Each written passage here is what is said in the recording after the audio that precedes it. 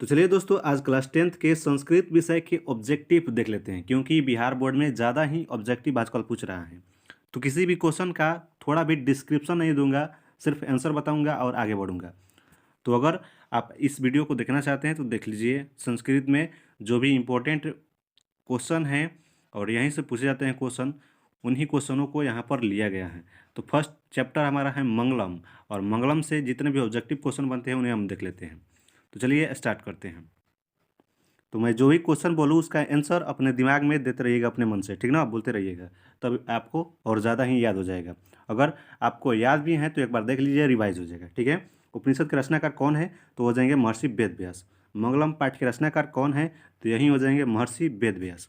मंगलम पाठ में कितने मंत्र संकलित हैं? तो कितने हैं? 5। नेक्स्ट क्वेश्चन, अणु से छोटा कौन होता है? परमाणु। बिल्कुल नहीं, साइंस में नहीं जाएंगे। तो अणु से छोटा कौन होता है? बी नंबर, आत्मा। किसकी जय होती है? तो आप लोग ऐसे भी मार देंगे कि सत्य की जय होती है। हम लोग 4-5 क्लास में ही पढ़ते हैं कि सत्य की विजय होती है, ठीक ना। नेक्स्ट क्वेश्चन, बहती नदी कहाँ मिलती है? तो कहाँ मिलती है? समुद्र में। जंतु के हृदय रूपी गुफा में क्या स्थित होता है? तो होता है तत्व, एलिमेंट्स। आप लोग साइंस से रिलेट मत कीजिएगा इस संस्कृत को, ठीक है। नेक्स्ट क्वेश्चन, ब्रह्मा को प्राप्त करने के विषय में क्या बताया गया है? कहाँ पर बताया गया है? कंठोपनिषद में, अ, चलो मुंडकोपनिषद में बताया गया है। इसका राइट आंसर डी नंबर हो जाएगा। नेक्स्ट क्वेश्चन, देवलोक का मार्ग किससे प्राप्त होता है? सत्य से, असत्य से, क्रोध से, मोह से। तो आप लोग ऐसे भी मार देंगे, ये सत्य से, ठीक है। नेक्स्ट क्वेश्चन, सत्य से क्या प्राप्त होता है? तो वह देवलोक। बिल्कुल इसका उल्टा कर दिया है। नेक्स्ट क्वेश्चन, मृत्यु को बस में कौन कर लेता है? मृत्यु को अपने बस में कौन कर लेता है भाई साहब? तो वह एक विद्वान होता है। विद्वान मृत्यु को अपने बस में कर लेता है।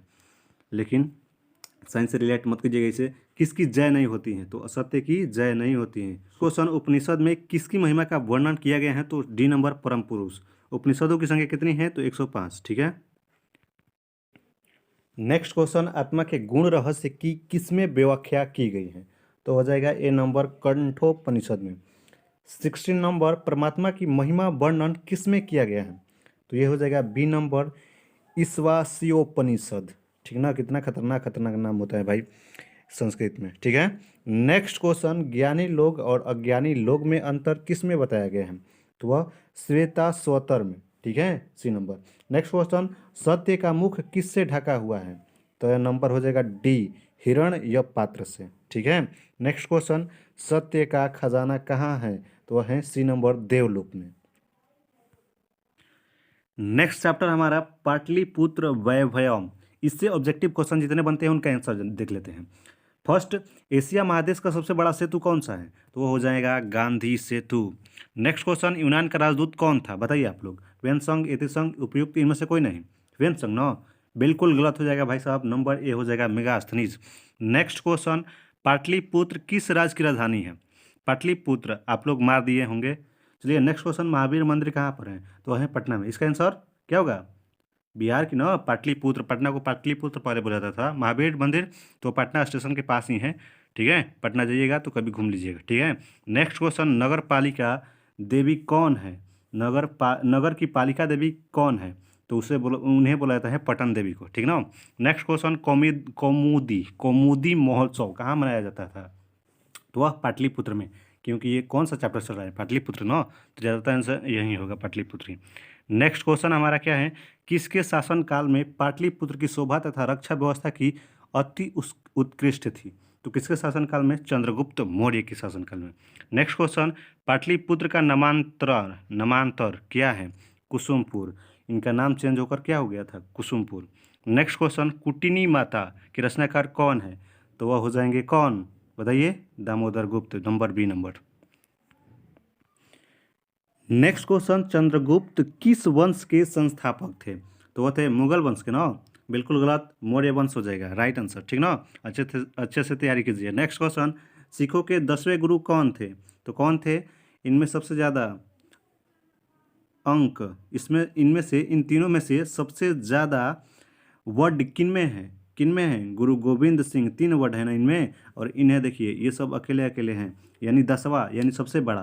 तो गुरु गोविंद सिंह, ऐसे याद कर सकते हैं आप। नेक्स्ट क्वेश्चन, पाटलिपुत्र का बुद्ध काल में नाम क्या था?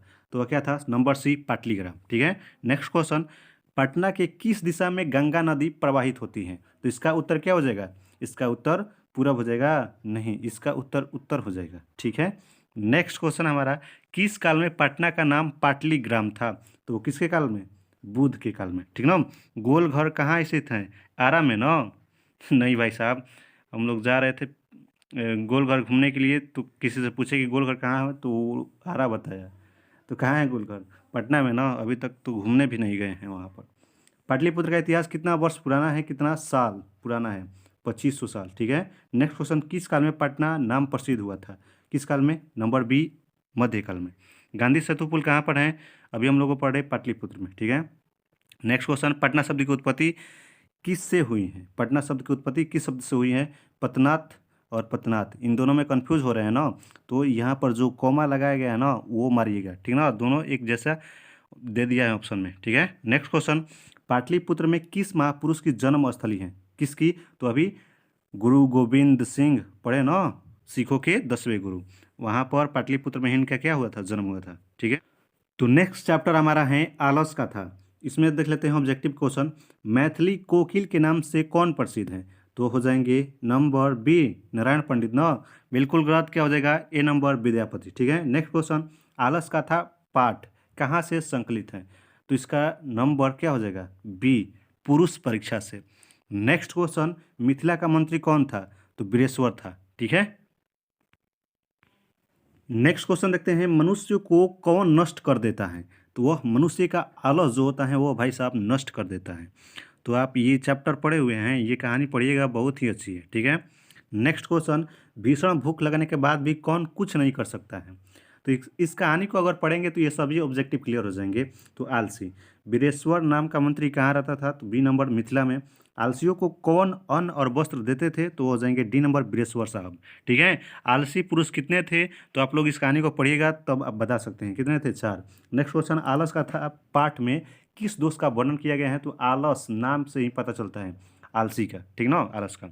मैथिली कवि कौन है, कौन था? तो वो थे विद्यापति। ठीक है, आलस कथा किस प्रकार की कथा है? तो वह व्यंग्यात्मक है। ठीक है, ए नंबर। 12 नंबर, आलस कथा पाठ के लेखक कौन है? विद्यापति। आलसशाला में आग क्यों लगाई गई? तो आलसियों की परीक्षा लेने के लिए। नंबर बी इसका सही आंसर हो जाएगा। नेक्स्ट क्वेश्चन, आलस कथा पाठ में किस महत्व का वर्णन किया गया है? तो किसका वर्णन किया है? मानव गुण का ना। आलस क्या है? मानव गुण है। नेक्स्ट क्वेश्चन, गरीबों और अनाथों को प्रतिदिन भोजन कौन कराते थे? तो वह वीरेश्वर। ठीक ना। नेक्स्ट क्वेश्चन, करुणी के बिना किसकी गति नहीं होती है? तो नंबर डी, आलसियों की। तो चलिए नेक्स्ट चैप्टर हमारा है संस्कृत साहित्य लेखिका। इसके बारे में, इससे जो ऑब्जेक्टिव क्वेश्चन बनते हैं उन्हें देख लेते हैं। फर्स्ट हमारा क्वेश्चन है, क्षमा राव किस काल के लेखक हैं? तो किस काल के लेखक हैं? आधुनिक काल के। नेक्स्ट क्वेश्चन, पुरुषों और नारियों के सहयोग से किसकी गाड़ी चलती है? तो डी नंबर, समाज की।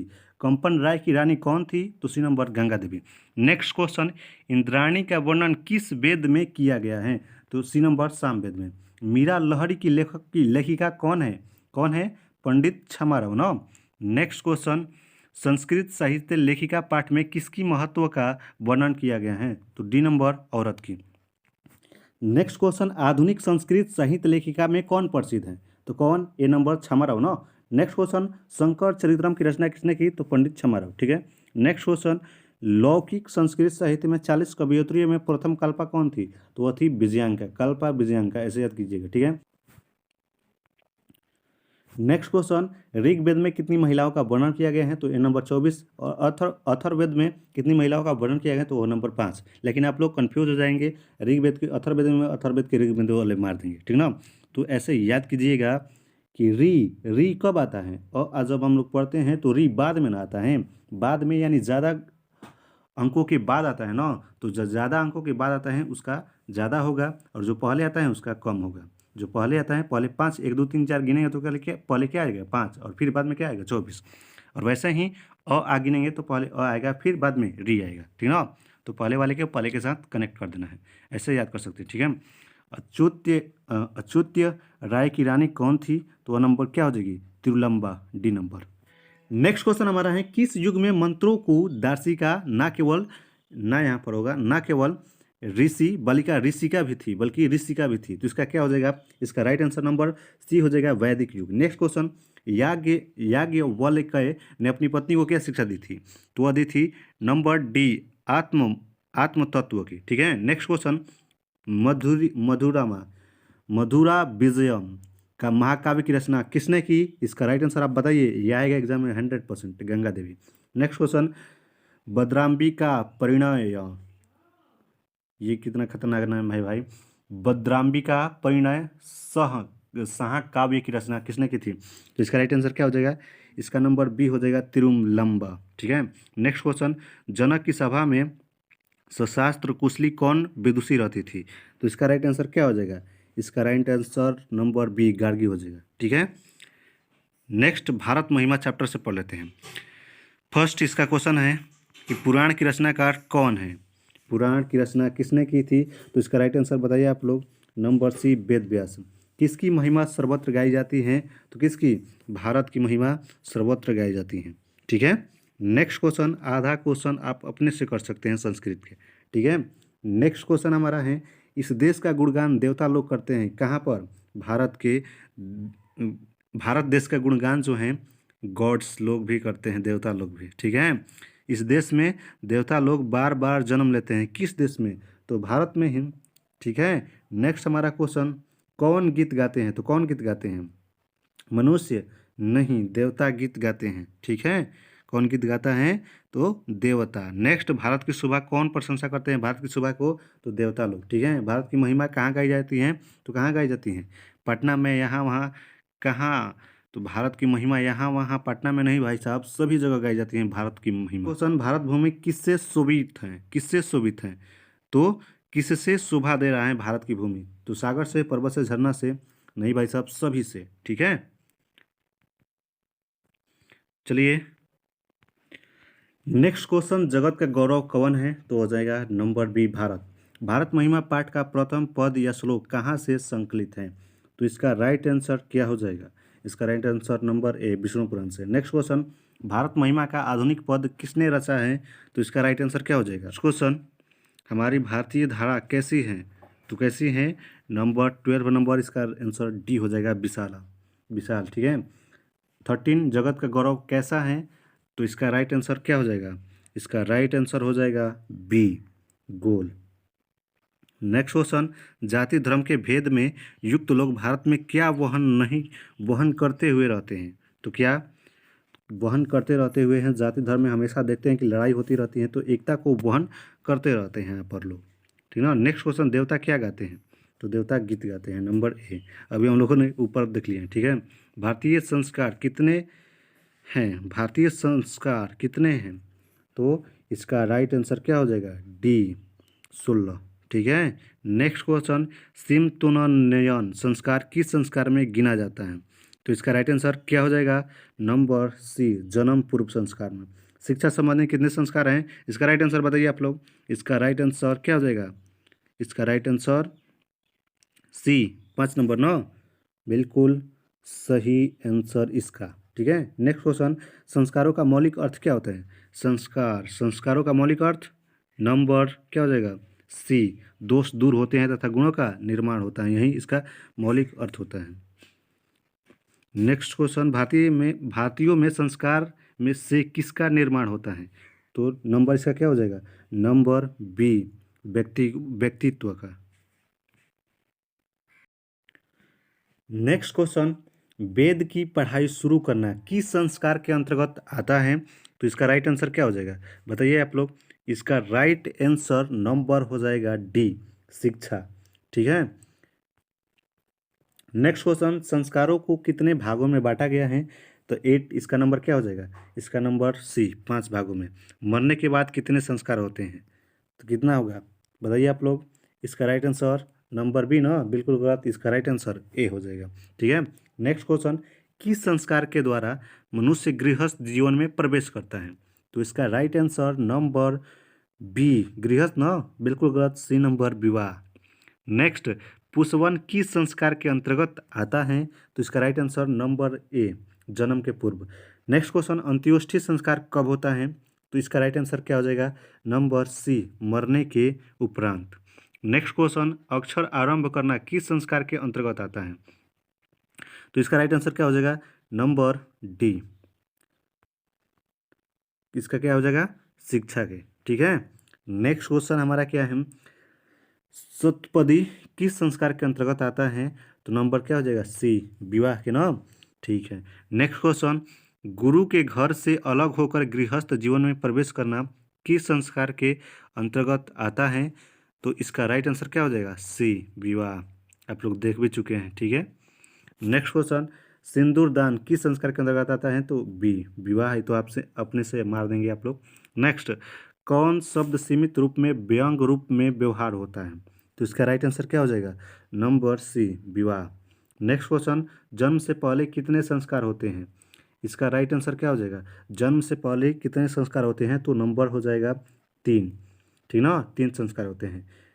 बी हो जाएगा, नंबर नहीं हो जाएगा। ठीक है। नेक्स्ट क्वेश्चन 20 नंबर, गृहस्थ में कितने संस्कार होते हैं? तो ए, 1। नामकरण किस संस्कार के अंतर्गत होता है? तो इसका राइट आंसर क्या होगा? Number C, 600। नेक्स्ट क्वेश्चन, भारतीय संस्कृति का परिचय किससे मिलता है? तो इसका राइट आंसर क्या हो जाएगा? सी, संस्कारों से। नेक्स्ट क्वेश्चन, नेक्स्ट हमारा नेक्स्ट चैप्टर है नीति श्लोका। नीति श्लोका से जितने भी ऑब्जेक्टिव क्वेश्चन बनते हैं उनका आंसर जान लेते हैं। ठीक है। नेक्स्ट, तो फर्स्ट क्वेश्चन हमारा है नीति श्लोका के रचनाकार कौन है? तो ए, इसका राइट आंसर बताइए आप लोग क्या होगा? नीति श्लोक के रचनाकार कौन हो जाएंगे? तो इसके हो जाएंगे number A, Mahatma Vidur. Next question, Vidur Niti से संकलित पाठ का नाम क्या है? बताइए आप लोग, ऊपर अभी ना पढ़े, नीति श्लोक। ठीक है। नेक्स्ट क्वेश्चन, प्रश्नोत्तर रूप में कौन ग्रंथ है? तो इसका राइट आंसर क्या हो जाएगा? विदुर नीति। ठीक है। नेक्स्ट क्वेश्चन, किससे प्रश्न का उत्तर विदुर देते हैं? किससे प्रश्न का उत्तर विदुर देते हैं? तो धृतराष्ट्र पूछ रहे थे ना, विदुर से कौन पूछ रहे थे क्वेश्चन? ये जो महाभारत से रिलेटेड ये क्वेश्चन है, तो इसका राइट आंसर क्या हो जाएगा? धृतराष्ट्र। ठीक है। नरक के कितने द्वार होते हैं? नरक हो जाएगा। नरक के कितने द्वार होते हैं? तो इसका राइट आंसर क्या हो जाएगा? Number C, 3। ठीक है। नेक्स्ट क्वेश्चन, क्षमा किसकी हत्या करता है? क्षमा किसकी हत्या करता है? तो ये करता है नंबर डी, क्रोध का। नेक्स्ट क्वेश्चन, कौन सर्वश्रेष्ठ धन है? तो कौन हो जाएगा? तो आपका सर्वश्रेष्ठ धन जो होता है भाई साहब, क्या होता है? ये धर्म। किससे सुख की प्राप्ति होती है? किससे? तो अहिंसा से। नंबर बी, 8 का क्या हो जाएगा? नंबर। नेक्स्ट क्वेश्चन, कौन सा धन है जिससे संतुष्टि मिलती है? तो ये अपने आप से भी मार देंगे, विद्या। नेक्स्ट क्वेश्चन, किससे विद्या की रक्षा होती है? तो किससे होती है? ये अपने से मारना है, तो नंबर बी, अभ्यास से। ठीक है। नेक्स्ट क्वेश्चन, धर्म की रक्षा किससे होती है? तो धर्म की रक्षा किससे होती है? तो इसका राइट आंसर ए हो जाएगा, सत्य से। नेक्स्ट क्वेश्चन 12 नंबर, रूप की रक्षा किससे होती है? तो इसकी रक्षा होती है किससे? नंबर सी, उपटन से। ठीक ना, जैसे धर्म की रक्षा अभ्यास से, उसी रूप की रक्षा किससे होती है? उपटन से। नेक्स्ट क्वेश्चन, खानदान की रक्षा किससे होती है? तो इसका राइट आंसर क्या हो जाएगा? खानदान की रक्षा किससे होती है? तो इसका आचरण से, डी नंबर। नेक्स्ट, घर की लक्ष्मी कौन होती है? स्त्री, अपने आप से मार दीजिएगा। अपयश को कौन नष्ट करता है? तो इसका राइट आंसर क्या हो जाएगा? ए, नर्मदा। गरीबी को कौन समाप्त करता है? तो बी नंबर, उद्योग। ठीक है। नेक्स्ट क्वेश्चन, अशुभ लक्षणों को कौन समाप्त करता है? अशुभ लक्षण जो है उसको समाप्त करता है ये भाई साहब सब व्यवहार। ठीक ना। नेक्स्ट 18 नंबर, प्रगति की इच्छा रखने वाला मनुष्य को कितने दोष को त्याग करना चाहिए? तो कितना त्याग करना चाहिए? ये 6। काम, क्रोध और लोभ किसके द्वारा होता है? किसके द्वारा होता है? काम, क्रोध और लोभ। तो नंबर बी, काम, क्रोध और लोभ किसके द्वारा है? अगर आप काम करते हैं, क्रोध करते हैं और लोभ करते हैं तो आप बिल्कुल नरक में जाएंगे भाई साहब। ठीक ना। तो चलिए नेक्स्ट वीडियो में बात करेंगे जितने भी बचे हुए चैप्टर हैं उनके ऑब्जेक्टिव क्वेश्चन। अगर ये अच्छा लगता है और अच्छा व्यूज़ आता है तब हम नेक्स्ट वीडियो डालेंगे, वरना यहीं पर ख़त्म करेंगे। ठीक है। तो कमेंट कीजिएगा अच्छा लग रहा है और वीडियो अपलोड करें या ना करें। ठीक है। चलिए मिलते हैं नेक्स्ट वीडियो में।